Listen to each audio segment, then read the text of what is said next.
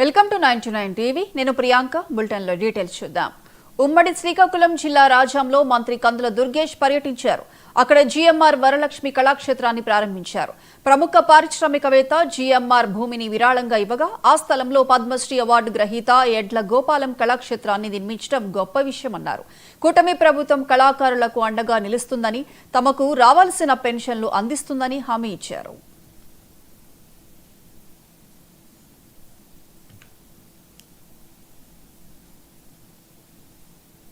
ఇవాళ ఈ కళాక్షేత్రం ఉత్తరాంధ్ర ప్రాంతంలో ఒక వినూత్నమైనటువంటి కార్యక్రమంగా చెప్పుకోవాలి.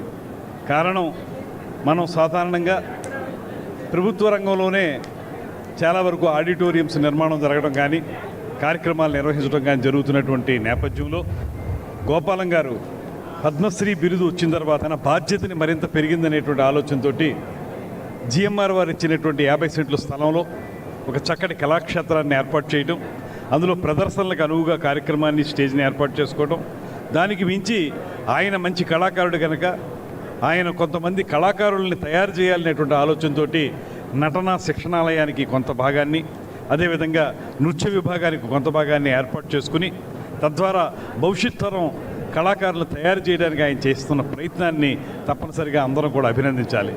ఇవాళ ఈ కూటమి ప్రభుత్వం, ముఖ్యమంత్రి చంద్రబాబు నాయుడు గారు, ఉప ముఖ్యమంత్రి పవన్ కళ్యాణ్ గారు కూడా పూర్తి స్థాయిలో ఆంధ్రప్రదేశ్ రాష్ట్రంలో ఒక పక్కన పర్యాటక రంగాన్ని, మరో పక్కన కళా సాంస్కృతిక వైభవాన్ని పునరుద్ధరించాలనేటువంటి ఆలోచనతో వారు చేస్తున్నటువంటి కార్యక్రమాలు, రాబోయే రోజుల్లో నాటక దినోత్సవాలు నిర్వహించడం కానివ్వండి, ఎవరైతే పౌరాణిక నాటకం, అది కేవలం ఆంధ్రులు గొప్పగా చెప్పుకునేటువంటి నాటకం, ఈ ఆలాపన ఏదైతే ఉందో ఈ ఆలాపన కేవలం పద్య నాటకం, తెలుగు నాటకానికే ఉంది.